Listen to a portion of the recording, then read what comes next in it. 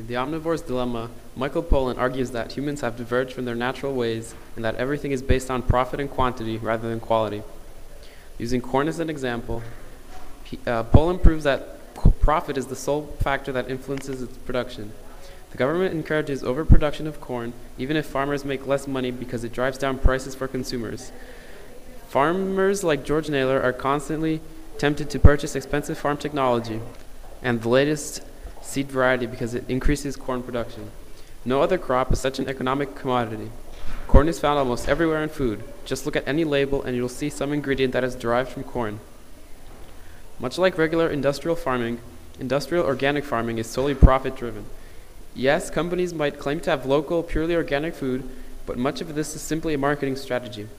Michael Pollan goes on to talk about how the ads in Whole Foods are becoming their own literary genre because they so heavily try to persuade consumers to buy organic by describing the wonderful life and conditions of the animals raised this way. He describes visiting a farm where chickens are considered organic solely because they have access to pasture.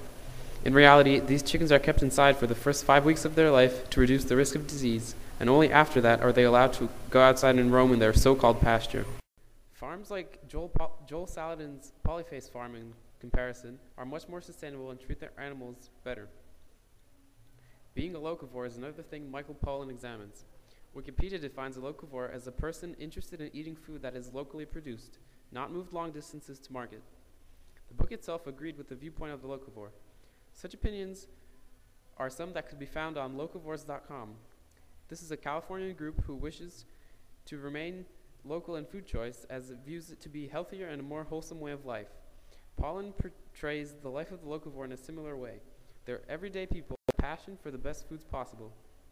Hunting on your own, Michael Pollan claims, is a better way to connect yourself with the animal you're killing. In other words, there is much less brutality than there would be at a slaughterhouse, and you are obtaining the animal in a more humane way. We agree with the author's argument to the extent that industrial farming has gone too far and that there are alternatives to it as we eat by the grace of nature, not industry, and what we're eating is never anything more or less than the body of the world. This quote shows how the author compares farming to raising the earth itself. He then follows the logic that in order to keep our bodies healthy, we must keep the body of the world healthy, which is deductive reasoning. It is, however, that the alternatives are more costly at face value, but it is overall more beneficial to the environment, the animals, and the people who eat the food.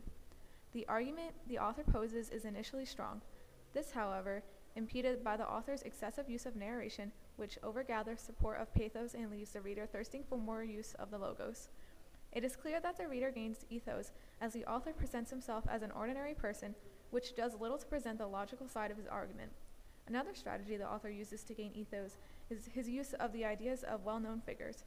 On page 148, he references the agricultural philosophies of Plato and even Thomas Jefferson to back up his point of natural farming is superior to chemical farming.